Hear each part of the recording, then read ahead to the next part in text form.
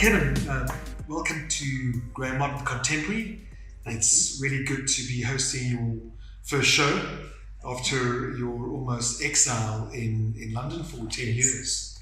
Can you tell me a little bit about your the London story? When did it start? How did it come about?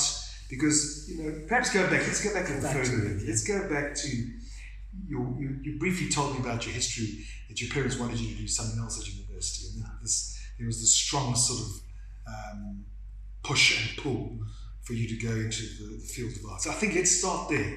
How did you get into art? Where did you start? When did you realize that you could draw and paint? I didn't do art at school, so the drawing was I think I did on my own.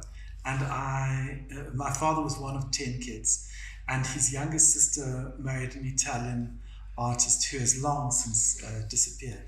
And he gave me a set of oil paints, 6 tubes of oil paint at the age of about 12. And I, in fact, went to university. So I see you've expanded on your palette, gone from 6 to 10.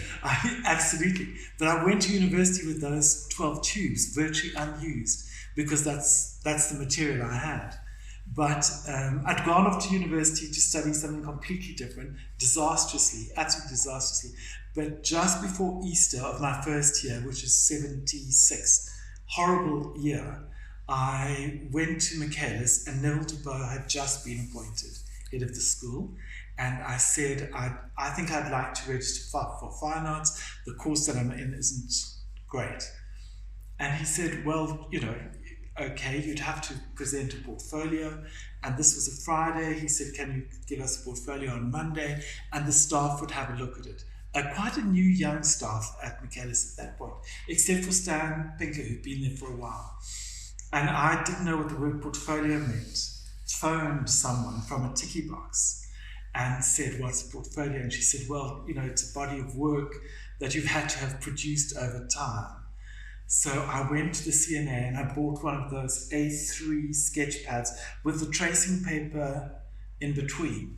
Went off to the National Gallery with 2 pencils and reproduced 12 paintings or 24 paintings that I sort of found inspiring. So the Douglas Portway, the obvious stuff at the National Gallery. So who were the artists that Judith Mason.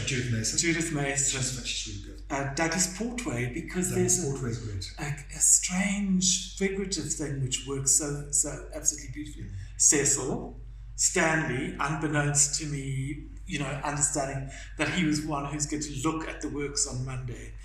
I can't remember who else, but that was and Irma Stern, of course.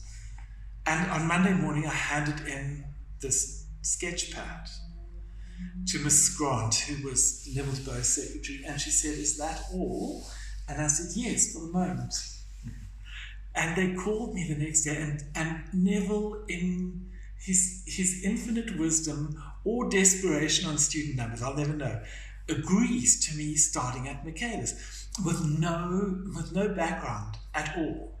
At my very first class, the Monday that I started, was life drawing, which is completely the most terrifying part to start on. Life drawing. Life drawing. Life drawing. Okay. With those same models that were there, they'd been there for years, and I'm sure they're still there. And the same models, Rose, who appears in Stanley's paintings, a large statuesque woman who marched into the studio, glared at everyone, and took her clothes off, and that was it. And I was completely, utterly I had not the inkling to start.